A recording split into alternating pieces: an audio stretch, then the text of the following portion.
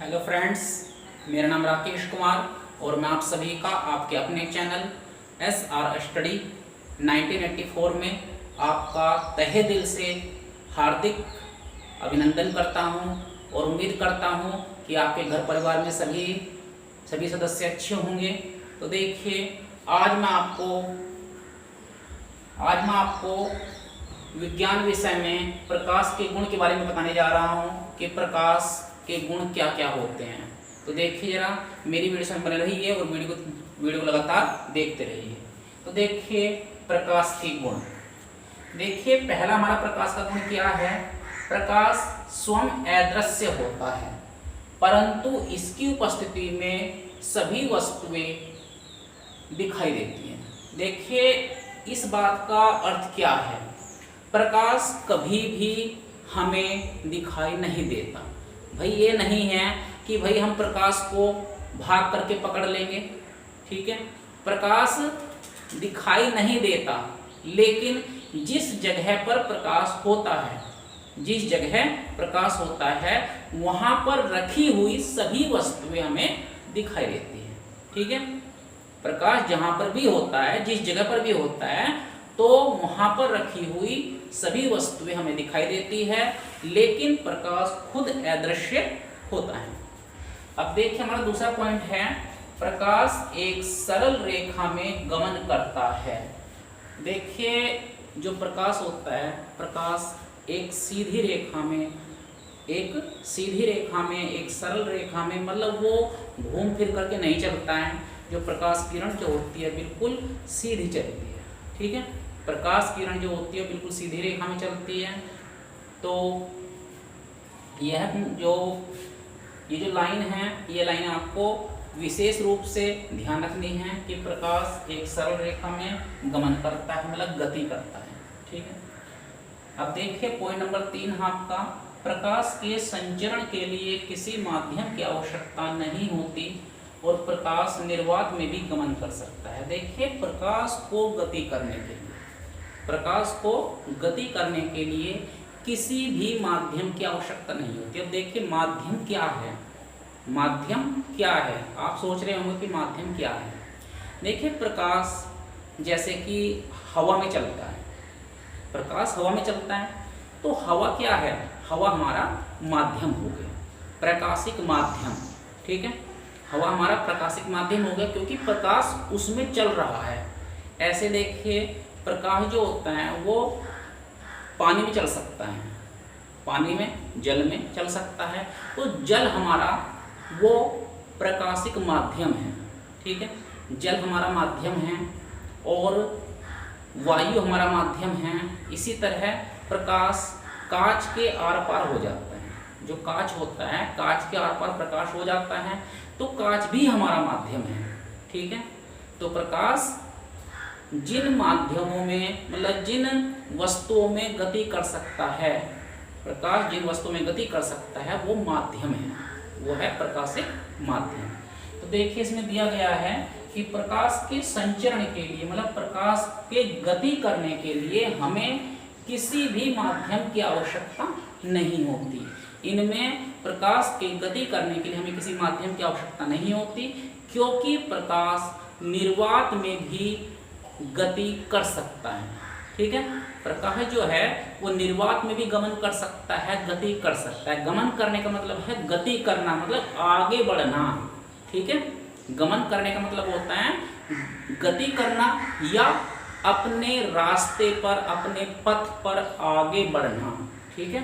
तो प्रकाश को गति करने के लिए किसी भी माध्यम की आवश्यकता नहीं होती। प्रकाश निर्वात में भी गमन कर सकता है। अब देखिए, इसमें आपके दिमाग में एक प्रश्न उठ रहा होगा कि निर्वात क्या चीज है, निर्वात क्या है। देखिए, निर्वात एक वह स्थान होता है जहां पर वायु नहीं होती, ठीक है। निर्वात एक वह स्थान होता है जहां पर की वायु नहीं होती, ठीक। तो प्रकाश ऐसी जगह पर भी गमन कर सकता है, ऐसी जगह पर भी गति कर सकता है। वो उसके लिए ये जरूरी नहीं है कि वो हवा में ही गति करेगा या फिर आपके जो जल होता है जल में ही गति करेगा या वो कांच में ही गति करेगा, ऐसा नहीं है। प्रकाश निर्वात में भी गति कर सकता है। निर्वात वह स्थान होता है जहां पर हवा या वायु नहीं होती। अब देखिए उसके बाद में हमारा जो फोर्थ पॉइंट है वो है प्रकाश विद्युत चुंबकीय तरंगों के रूप में गमन करता है। देखिए प्रकाश जो होता है वो विद्युत चुंबकीय तरंगों के रूप में आगे गति करता है। लेकिन विद्युत चुंबकीय तरंगे होती क्या हैं, ये बात समझने वाली है। ठीक है, ये बात समझने वाली है कि विद्युत चुंबकीय तरंगे है क्या, ये क्या बला है। ठीक है, तो देखिए विद्युत चुंबकीय जो तरंगे होती है ये वे तरंगे होती हैं जिनको गति करने के लिए किसी भी माध्यम की आवश्यकता नहीं होती। मतलब विद्युत चुंबकीय तरंगे वे तरंगे होती हैं जिनको गति करने के लिए, आगे बढ़ने के लिए, आगे चलने के लिए किसी भी माध्यम की आवश्यकता नहीं होती है। ठीक है, मतलब अब देखिए इसने क्या बोला है कि प्रकाश विद्युत चुंबकीय तरंगों के रूप में गमन करता है। इसका मतलब है कि प्रकाश निर्वात के अंदर भी गमन कर सकता है, आगे चल सकता है। और निर्वात मैंने आपको पहले बताया है कि निर्वात वह जगह है जहां पर हवा नहीं होती, तो ऐसी जगह पर भी प्रकाश गति कर सकता है। अब देखिए उससे अगला जो आपका पॉइंट है ये प्रकाश पारदर्शी माध्यम से गुजर सकता है परंतु अपारदर्शी माध्यम से नहीं गुजर सकता। ठीक है, ये थोड़ा हल्का लिखा हुआ है, यहाँ मार्कर का चला नहीं था, तो देखिए इसको मैं दोबारा लिख रहा हूं।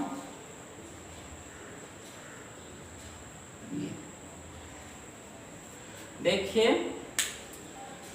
ये क्या कह रहा है कि प्रकाश पारदर्शी माध्यम से गुजर सकता है। प्रकाश जो है वो पारदर्शी माध्यम से गुजर सकता है परंतु अपारदर्शी माध्यम से नहीं गुजर सकता। देखिए पारदर्शी माध्यम क्या होते हैं, बात को समझिए। पारदर्शी माध्यम जैसे कि जल है जिसके आर पार प्रकाश जितना प्रकाश इधर से है चला है वो सारा प्रकाश आर पार हो जाए। ठीक है, मतलब पारदर्शी माध्यम उस माध्यम को कहते हैं जिसके आर पार हम देख सकते हैं, जिसके आर पार हम देख सकते हैं। अब जैसे कि कांच है, कांच के हम आर पार देख सकते हैं, तो कांच क्या है, कांच एक पारदर्शी माध्यम है। ठीक है, पानी है, पानी में पड़ी हुई कोई वस्तु है उसको हम आसानी से देख सकते हैं। मान लीजिए एक बाल्टी आपके सामने रखी हुई है, एक बाल्टी आपके सामने रखी हुई है और उसमें कुछ भी कोई वस्तु आप उसमें गिरा दो तो उसमें आप पड़ी हुई वस्तु को आसानी से देख सकते हैं। तो इसका मतलब क्या है, जो पानी है वो भी आपका पारदर्शक माध्यम है। क्या है वो, पारदर्शी माध्यम है। इसी प्रकार हवा की बात करते हैं। देखिए हवा हमारे चारों ओर हवा ही हवा है, वायु ही वायु है। ठीक है, हवा में हम खड़े होकर के, हवा में जो है हम यदि कोई दूसरा व्यक्ति हमसे दूर खड़ा हुआ है तो हम उसको आसानी से देख सकते हैं। ठीक है, हवा में हम दूसरे व्यक्ति को आसानी से देख सकते हैं। तो वो सभी वस्तुएं जिनके हम आर पार देख सकते हैं वो पारदर्शी माध्यम होते हैं। और अपारदर्शी माध्यम कौन से होते हैं, जिनके आर पार हम नहीं देख सकते, जैसे कि प्लास्टिक। ठीक है, प्लास्टिक हो गया, या फिर दीवार हो गई, पत्थर है, लोहा है, इनके आर पार हम नहीं देख सकते, तो ये आपका अपारदर्शी माध्यम होते हैं। जिनके आर पार नहीं देख सकते वो अपारदर्शी माध्यम है, और जिसके आर पार हम देख सकते हैं वो हमारा पारदर्शी माध्यम होता है। तो देखिए इसमें क्या दिया हुआ है कि जो प्रकाश होता है वो पारदर्शी माध्यम से गुजर सकता है। मतलब वो प्रकाश जो है वो कांच से गुजर सकता है, पानी से भी गुजर सकता है, वायु से गुजर सकता है।